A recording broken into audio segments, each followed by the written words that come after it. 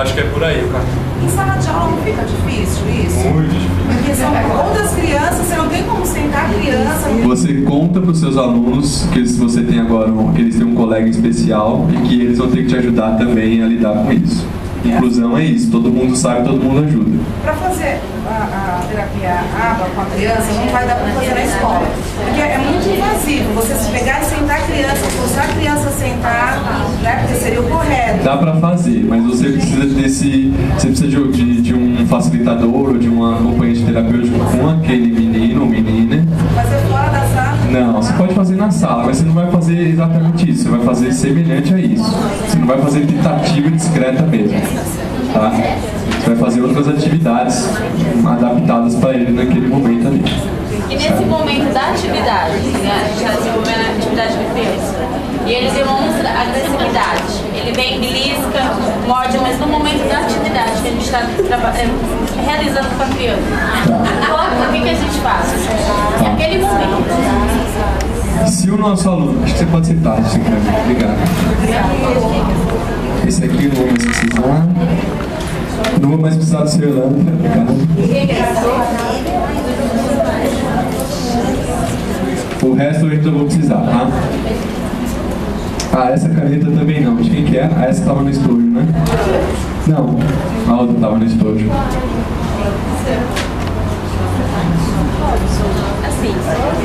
Só um segundo que e se o aluno estiver beliscando, mordendo, etc., só na hora da atividade, tá? Então a gente tem claramente um comportamento de fugir da demanda, tá? Um comportamento de fuga da demanda. Ó, eu quase derrubei água, melhor tirar isso daqui. É um comportamento de fuga de demanda. Um comportamento de fuga de demanda, se a gente para a demanda seguindo esse comportamento inadequado, a gente está reforçando esse comportamento, porque ele está conseguindo obter o que ele quer, que é fugir da tarefa, tá? O que você vai fazer então é bloquear essa beliscão e tal, mas vai continuar pedindo tarefa como se nada estivesse acontecendo, certo? Mas eu sempre pergunto isso porque, às vezes, apesar de eu já ter falado, as pessoas não pensam nisso. Você tem um bom reforçador com esse menino? Então tem que começar por aí. Na verdade é agora, né? Tá. Tudo começa, gente, com um bom reforçador. Se você tiver um bom reforçador, tudo vai fluir melhor, os comportamentos de fuga vão diminuir, os comportamentos de agressão vão diminuir, a colaboração vai aumentar muito. Tudo começa com um bom reforçador, tá? Então a primeira coisa que você tem que avaliar é se vocês têm um bom reforçador para trocar pelo acerto na atividade. Então ele beliscou. Não, você nem vai deixar ele beliscar. Na hora que ele for, você já vai impedir, desde que seja possível, né? Geralmente, a gente tem que ficar de olho, mas comportamentos inadequados geralmente são precedidos por algum movimento claro de que ele vai ocorrer. Por exemplo, antes de beliscar, ele levanta a mão ou ele faz uma careta. Não, ele é bem isso mesmo. Coisa de segundos ele já tá lá. Mas ele faz alguma... alguma... situação. Tá ali fazendo atividade, vai... Tá. Bom, então acho que você só tem que pôr um bom reforçador. Quando ele beliscar, você não vai falar não nem nada, você vai impedir, vai continuar com a atividade como se não tivesse beliscado. Terminou a atividade, aí dá reforçador. Agora, gente, a atividade, quando eu digo terminou a atividade da reforçador, é rápido assim, igual ele está fazendo aqui. Vocês veem quão rápido ele ganha o reforçador? Não tem inicialmente muita exigência, é tudo uma troca bem rápida. Espera aí que tinha uma outra pergunta aqui, eu vou para você, tá? Por exemplo, ela é obsessiva pela massinha. Teve algumas situações que a gente ofereceu a massinha e ela continuou gritando. E é o único objeto de interesse dela. Nem guloseima? Nem guloseima. Mas ela continua gritando, mesmo ganhando o objeto que ela queria. Então talvez não seja o objeto que ela queira. E você tira, ela continua gritando assim. Talvez ela esteja desorganizada num nível mais intenso. Você dá uma... Se você precisa de outro reforçador, talvez, se não tiver mesmo, você tem que esperar ela acalmar, daí não tem jeito. Mas aí você usa meio que contenção mesmo, coloca ela sentada bonitinha, espera ela acalmar e volta imediatamente com a atividade. Tá? De preferência, continua com a atividade até com ela gritando. Pra ela ver que não tem conversa. Aí ela Vomita. Continua com a atividade mesmo ela vomitando. Tô ali, assim, Deixa um pouquinho. Quando ela acalmar, ela pode levantar, se limpa direitinho. acabou Porque olha só, se essa mocinha já é uma menina, não é? tem 3 anos. Se é uma mocinha mesmo. Se essa mocinha aí já tá com o comportamento tão evoluído de até vomitar, porque isso pra mim é só você ser mais malandro ainda. É porque ela foi muito reforçada, tá? Muito, muito reforçada. Então, se ela vomitar, você vai continuar fazendo atividade. Quando ela acalmar, você limpa e tal. Mas pra ela ver que não tem conversa mais, não. Tá? Então, e você vai ter que encontrar outro reforçador mesmo pra essa menina de preferência. Que aí numa outra sessão eu usei o mesmo reforçador, mas antes dela desencadear esses ataques de birra, assim, eu já fui redirecionando. Antes de acontecer. Outra coisa que... Faz isso, aí ela fazia, eu já fiz. Outra coisa que você tem que ficar de olho quando vocês estão com clientes, com alunos que estão começando qualquer trabalho pedagógico, qualquer atividade de ensino, é não só usar bastante reforçador, pedir tarefas rápidas, mas também dar intervalos frequentes, tá? Você não vai exigir que ela fique muito tempo sentada. Você vai pedir 5 minutinhos de atividade e já vai deixar ela brincar um pouco. Daqui a pouco, mais 5 minutos de atividade, reduz tudo que é demanda, aumenta a facilidade da tarefa, reduz o tempo da tarefa, aumenta a frequência de reforçador, facilita mesmo, e depois, com o tempo, conforme ela for se acostumando, vocês vão aumentando a exigência. Tá? Então, a única dúvida que eu tive eu visualizei o paciente na hora que você estava pedindo para fazer atividade, de fazer o igual. Eu visualizo assim, ele até executa a tarefa. Por exemplo, se eu pedir para ele poder encaixar ou fazer algo, ele faz. Mas assim que eu dou o objeto na mão, ele faz assim e encaixa. Aí ele pega qualquer objeto, ele pega e come. Se é uma bolacha, por exemplo, pega e faz. A primeira reação que ele tem é ele fazer assim. Mas o reforço dele é por exemplo, uma peça de quebra-cabeça, então? Então, por exemplo, se é um encaixe, ele pega o encaixe, ele pega a peça e encaixa. Então você vai fazer o seguinte, você vai dar na mão dele e já encaixar. Você vai dar na mão dele e já levar a boca. Você não vai dar tempo para ele fazer isso, não. Melhor coisa que você pode fazer. Tá? Porque ele faz a função, só que ele tem esse desvio. Não, nem dá chance para ele fazer isso, certo? E a intervenção começa a ser não com reforço. Oi? Qualquer intervenção que vai fazer com a aba começa com reforço. Separar o reforço. Reforçador é tudo, gente. Se não ficou claro, o reforçador é tudo, ok? Como das outras crianças, né? Eles falam que são adesivos, pode ser no caso aí, um adesivo. Gente, olha, vou falar o seguinte pra vocês. O reforçador é aquilo que a criança quiser, em resumo, tá? Tem que tomar cuidado. Se ela gostar de carimbo, de adesivo, é isso aí. Tem que tomar muito cuidado, porque às vezes a gente quer que o nosso aluno goste daquela coisa lá. A gente começa a usar um reforçador porque a gente diz, ele precisa aprender a gostar disso. Mas aí é roubada. O reforçador tem que ser o que o cara gosta, não o que você quer que ele goste. É uma diferença imensa, tá? É o que ele gosta, não é o que você quer que ele goste. Se ele gostar de adesivo, é adesivo. Se você só achar adesivo bonitinho e ele não gostar, virou roubado. Por exemplo, crianças têm que gostar de desenho, né? Essa questão. Por exemplo, se ele gosta de desenho, eu pego o menino de desenho e eu vou Você tem que ver se ele se desempenha bem, se ele está aprendendo. A gente só pode avaliar se o item é reforçador ou não, primeiro se ele tenta acessar o item, né? Se ele tentar acessar o item, é uma indicação de que há alguma coisa reforçadora ali. Mas principalmente, essa é uma medida mais indireta, mas uma medida mais direta é verificar se ele está numa boa fazendo atividade amarradão com aquele reforçador, se ele está aprendendo a fazer atividade por conta daquele reforçador. A principal medida é posterior do reforçador. Mas se ele tenta pegar, se ele olha bastante para aquilo, se ele estica a mão para aquilo, é um bom indicativo já.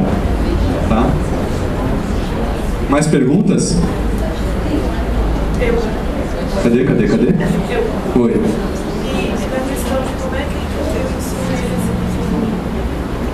Muito difícil daí. Se defender em que sentido? Muito difícil, tem que ver nível de habilidade social dele. Talvez ele nem entenda por que ele está sendo atacado, não tem nem como ele prever para se defender, não tem nem como ele tentar evitar de repente. É muito difícil, muito difícil. Quantos anos ele tem? 3, você falou, né? É bem difícil. Com 3 anos as crianças não sabem se defender, não. Elas apanham e choram. E aí... Tudo menor? Menor que ele? Mas, gente, você já viu um criança de 3 anos? Ninguém se defende, não. O cara apanha e vai chorar pra professora. Tem que ensinar ele a chorar pra professora. Não dá pra ensinar judô pra ele agora. Não tem jeito, você vai ter que ensiná-lo a... Se acontecer alguma coisa, o máximo, se você conseguir, ele já deve ter alguma compreensão pelo que você me contou, né? Então, alguém te bateu, vai pra professora. É isso que ele pode fazer nesse momento. Tá?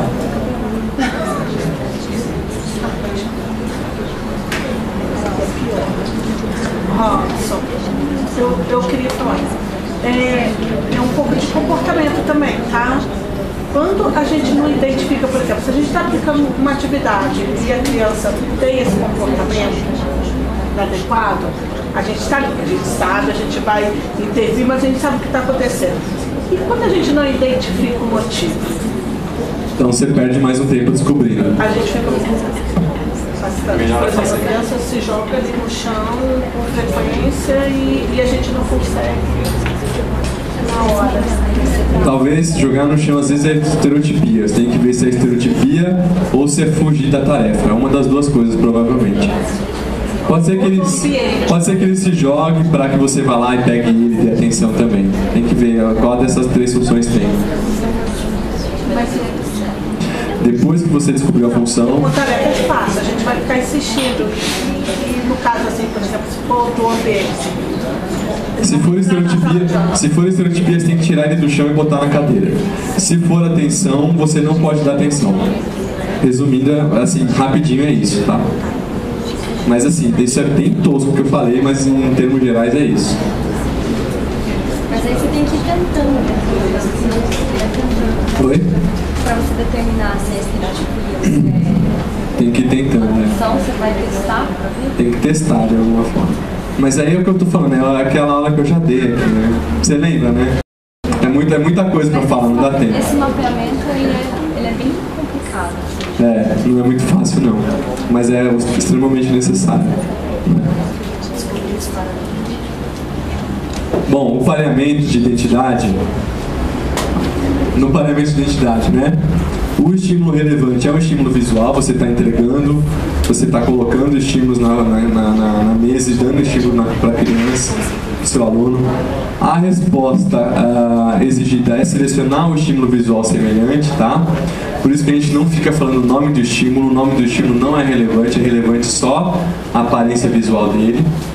E, como sempre, a gente dá uma consequência e mais a consequência social também. O pareamento evolui muito, é um programa que tem vários outros programas subsequentes, né? Pareamento de objetos com figuras, o que a gente chama de 3D, 2D, ou simplesmente objeto com figura, a foto do carrinho com o carrinho em si, a foto do boneco com o boneco em si. Pareamento que eu chamo de, para generalização, mas não é um nome bom, mas seria como utilizar 2 cachorros diferentes que ele tem que parear, 2 carros diferentes que ele tem que parear, 2 bonecos diferentes que ele tem que parear, tá? Coisas semelhantes, mas ao mesmo tempo diferentes. Depois, pareamento por categoria, tem que colocar tudo que é animal de um lado, tudo que é alimento de outro, ou tudo que é transporte de um lado, tudo que é vestimenta de outro, certo? Categoria. E depois tem pareamento arbitrário, que aí já é meio que linguagem mesmo. Parear, por exemplo, a palavra bola com a figura da bola, a palavra carro com a figura do carro. Mas isso é uma sequência de complexidade. Precisa começar com pareamento de identidade simples, para você ir depois chegando nesses mais abstratos, mais complexos, tá? Quem vai fazer esse procedimento agora de discriminação auditivisual? Precisa de um professor. Ou professora. A criança faz aquela comunicação completa. Ela pega a figura, por exemplo, do boliche e te entrega, é um pareamento. É o quê? Tipo um pareamento. É um mando. Eu já vou falar de mando, é um tipo de mando.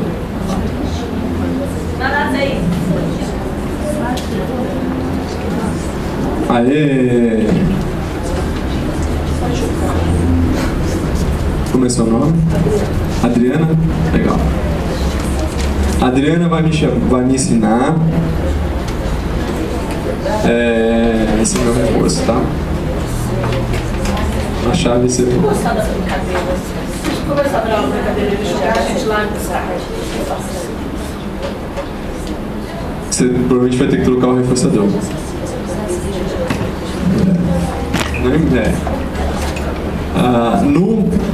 No auditivo visual, o objetivo é que eu selecione o estímulo depois de ouvir o nome do estímulo, certo? Então ela vai me dizer, a Adriana vai pedir para eu... Ou ela pode dizer, ultimamente eu não tenho falado nem a ponta do estímulo, eu tenho falado só o nome do estímulo, só estojo, caneta ou chave. Mas várias pessoas usam a ponta-chave, a ponta estojo, a ponta-caneta.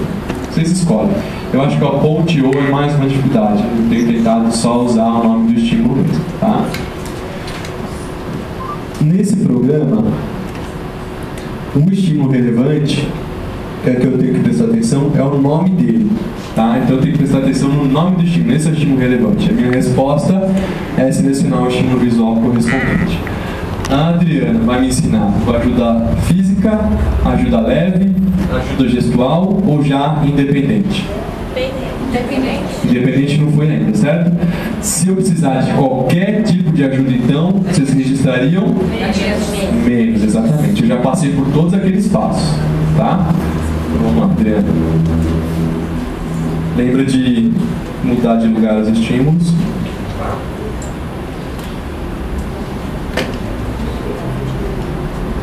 Você só vai falar o nome do estímulo. Tá bem.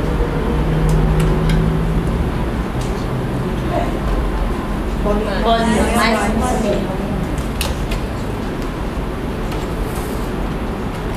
Você tem que sempre mexer os três, só mexer dois. O que está numa ponta vai lá para outra ponta mesmo. Não. Mais fácil assim, o que está numa ponta vai para outra ponta. Aí você já mexe os três. Tá? Chave. Mais.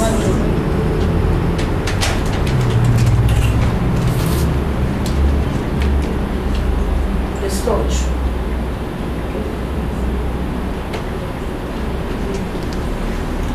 Repete a instrução. Estojo. Não reforça. Posso ter uma pergunta aí? Aí no caso que você já passou por todos esses estágios, né? Melhor é pegar direto na mão ou apontar primeiro que foi o último estágio? Na correção eu sempre faço ajuda física. Sempre ajuda física. Para não ter erro de Para errar. não ter problema de Não errar. ter erro de errar é ótimo, mas para não ter possibilidade de errar.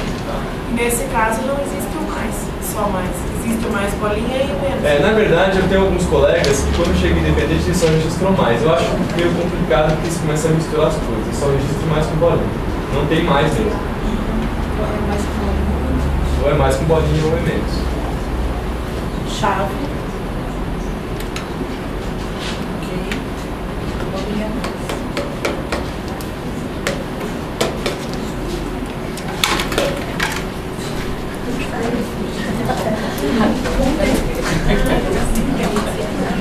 O difícil é a gente se conter e não falar bem aqui.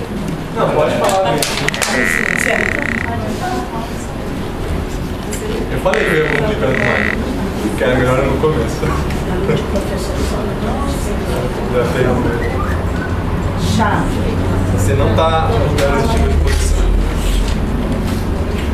Chave. Você está pedindo só chave. Intercalar. E você está pedindo só no meio, tem que intercalar as posições dele. Tem que ficar de olho em tudo, tá, gente? Tá, ok. Eu tô de olho porque eu já estou acostumado, mas a gente tem que ficar com o olhar vivo nesse sentido, certo? Estojo.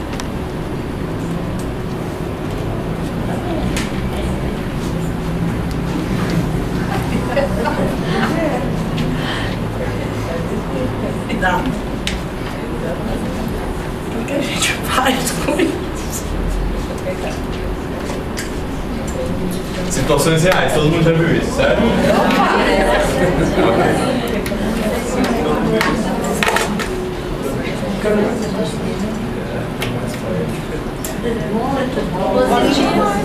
Mas deixa eu ficar um pouco no Muito bom, já foi bom. 5 apitos, gente. Pode pôr uma cordinha junto?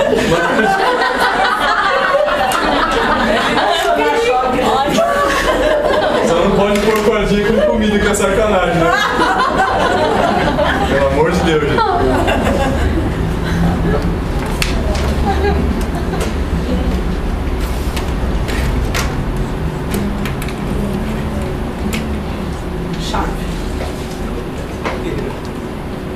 Repete. Não reforça. Alguém quer ver alguma situação? É. Qual? Jogou tudo no chão. Jogar tudo no chão? Tem alguma coisa que quebra aqui? Eu não sei. Quem que é? Meio buraco que tem. Vou jogar só esses dois então. Ai, minha chave. Mas você vai ficar com Cadê? Joga sutilmente. Vou jogar sutilmente, Só certo? caneta. Você vai estar sem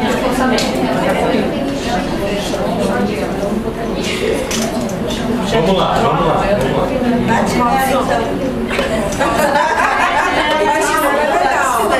nela, então. Na hora que você vai você prepara o que Peraí. Gente, tô fazendo uma pergunta ali, peraí. Essa criança sai, corre, se joga no chão, espremer, faz tudo. Morto. O que você faz? Eu já mostrei aqui o que eu faço nessa situação, né? De pegar, levar pro lugar. Tá, mas fica totalmente fora. Mas não muda. Não é porque tá com mais ou menos guia que o procedimento é diferente.